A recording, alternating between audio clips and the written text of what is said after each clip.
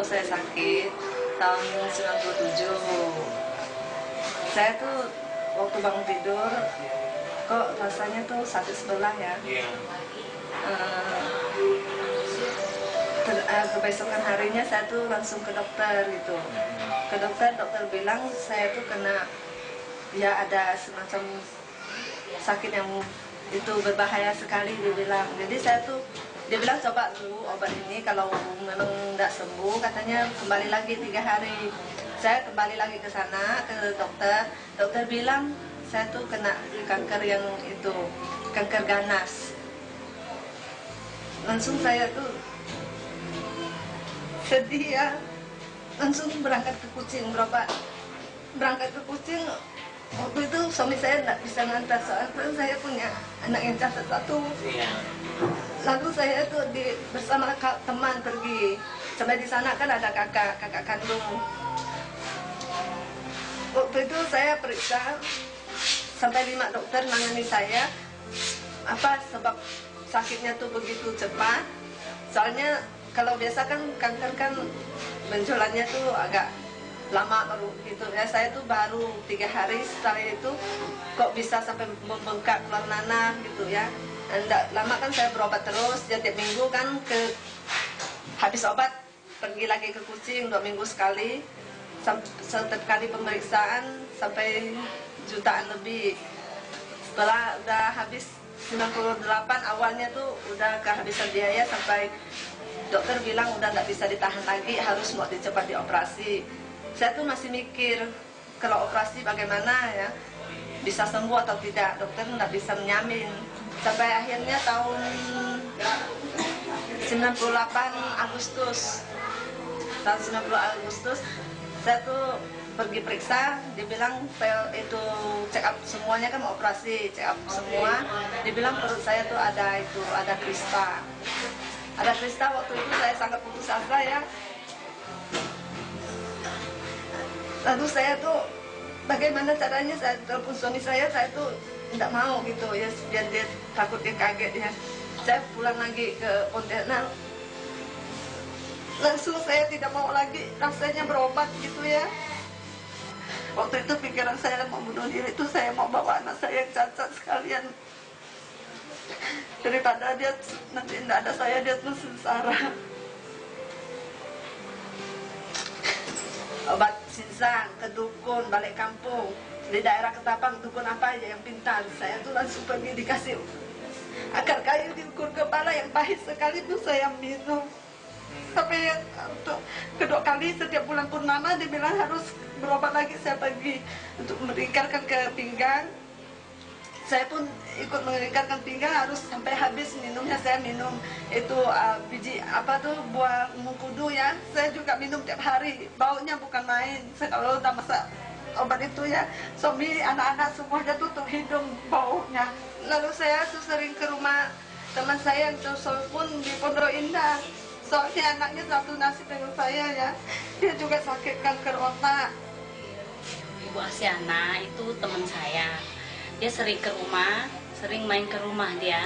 Tapi belakangannya dia datang ke rumah itu agak murung dan tampak orangnya agak kusut gitu lah ya, agak kusut gitu. Dan saya tanya dia kenapa, dia bilang dia sakitnya begini-begini gitu ya. Dia bilang dia sakit, ada kanker di payudaranya, di mana radang tenggorokan, dan ada apa kayak telur krista gitu ya di rahimnya. Banyak amat sakitnya. Saya bilang, iya. Dia bilang saya udah putus asa, rasanya saya mau bunuh diri deh, dia bilang mau bunuh diri.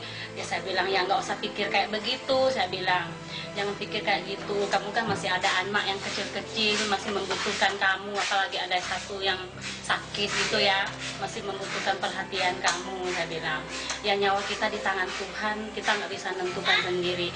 Siapa tahu kamu masih diizinkan Tuhan hidup di dunia ini. Saya bilang ya kan nggak ada yang mustahil di hadapan Tuhan, saya bilang gitu. Coba deh kamu minum Immunokal, saya bilang. Ini Immunokal, saya bilang ya bisa sebagai anti kanker, saya bilang gitu ya. Anak saya dulu juga minum ini, coba deh saya bilang minum gitu. Ya saking di Chong Xiao Pun suruh saya cobalah anak saya bisa ndak ngeluh sakit. Kok kamu ada uangnya tuh ndak sayang-sayang uang. Saya bilang saya bukan sayang uang, soalnya mahal imunokalnya. Dan saya jawab dia, nggak boleh pikirkan harganya mahal, yang penting dia punya kualitas gitu loh ya. Kualitas, yang penting kamu pikirkan kesehatan kamu. Uang kan bisa dicari, saya bilang, sedangkan nyawa kan tidak dapat dibeli dengan uang. Ya enggak, coba minum lah, saya bilang, nggak usah pikirkan harganya, kamu masuk anggota, jadi bisa agak murah banyak, saya bilang gitu ya. Akhirnya dia percaya, masuk anggota dan dia minum. Saya coba dulu imunokal, saya kocok tiap pagi sambil berdoa ya, supaya saya bisa sembuh, soalnya semuanya udah habis. Anak saya satu juga cacat dari umur 7 bulan ya. Umur 7 bulan sudah cacat, sampai saya berobat untuk anak. Sekarang saya lagi sakit, saya selalu berdoa pada Tuhan, mudah-mudahan ujian ini tuh cepat selesai lah, jangan semuanya saya yang tanggung. Setelah saya minum imunokal ya 1 kotak, rasanya tuh saya tidak pernah sempoyongan lagi. Lalu saya tiap hari saya minum, kadang-kadang kalau sakit kuat saya minum obat dokter, minum imunokal juga 4 kali 1 hari.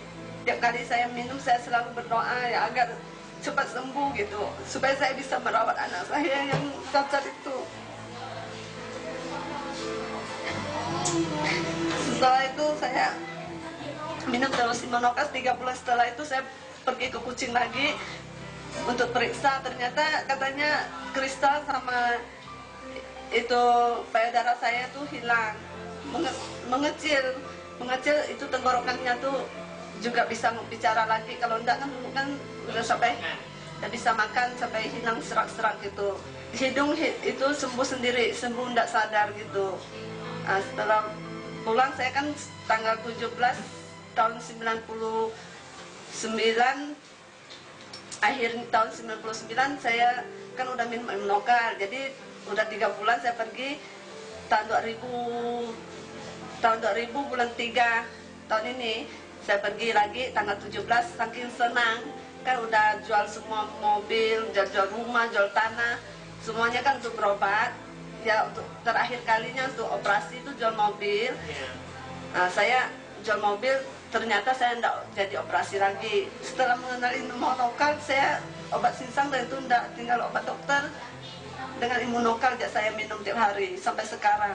Nah, sekarang sih udah segar lah gitu, kemana-mana bisa bawa motor lagi.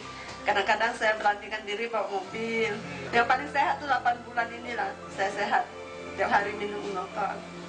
Mak mertua saya waktu itu sakit juga berat, waktu saya mau pergi operasi dia sudah terbaring 1 bulan, tidak bisa bangun. Jadi saya mau operasi pun suami susah ya, uang pun belum cukup. Mak mertua sakit juga, udah itu dokter bilang udah nunggu waktunya, makan sampai pakaiannya pun udah dibeli. Ya ternyata minum imunokal cuma 3 hari dia udah bisa belajar duduk, sampai habis 1 kotak dia udah sekarang udah bisa jalan-jalan, udah bisa nyapu, udah bisa, pokoknya kegiatan di rumah masih udah bisa gitu. Sangat berterima kasih sama ibu, terutama Ibu Chung Siopun ya, yang memperkenalkan imunokalnya dengan Ibu Lewati. Saya tuh sangat berterima kasih dengan produk imunokalnya.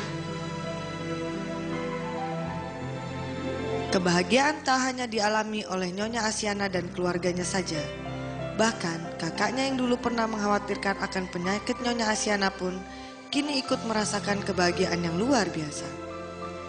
Lihatlah, aktivitas Nyonya Asyana sudah kembali lagi. Ia sudah menjalankan bisnisnya kembali dengan semangat baru dan harapan baru. Bahkan dalam waktu relatif yang sangat singkat, Nyonya Asyana sekarang ikut membantu memasarkan imunokal untuk saudara-saudara dan teman-temannya yang menderita sakit seperti yang dialaminya. Mujizat memang datangnya tiba-tiba. Imunokal memberikan alternatif jalan keluar kapanpun dibutuhkan. Mendampingi kehidupan yang senantiasa bahagia. Selalu bersama Imunokal.